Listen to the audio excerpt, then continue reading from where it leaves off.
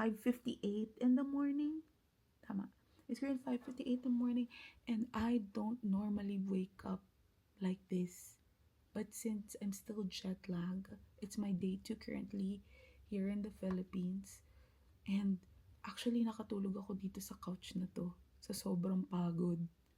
3:30 a.m. pa lang gising na ako. Scary ba yun? And it's time for story time.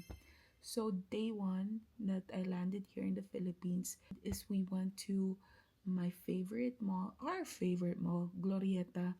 And then, of course, as a foodie, kumain kami sa Japanese restaurant my siblings really like. And then after that, nails kami. And I'm so happy. Dito sa nails ito is just basic like me. And then after that, we went to church and I'm really just so happy. Tagalog ang homily.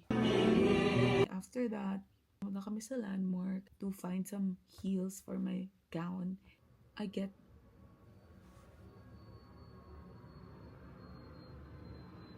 After that, pa-change ako ng glasses. And then I just realized, kaya pala every time na nagja-drive ako at night, lagi ko nakakita ng mga lightsabers sa daan. Isn't it weird? It's because tumaas na ang astigmatism ko. So I needed to change my glasses. After kong kunin yung glasses ko, kumain na kami ng dinner. And then we visited one of our youth org mates painting. I'm so proud of you, Kuya Josh. And then after that, umuwi na kami. Imagine, 10 hours kang nasa mall. Ang dami niyong ginawa nun. So anyway, see you guys for day 2.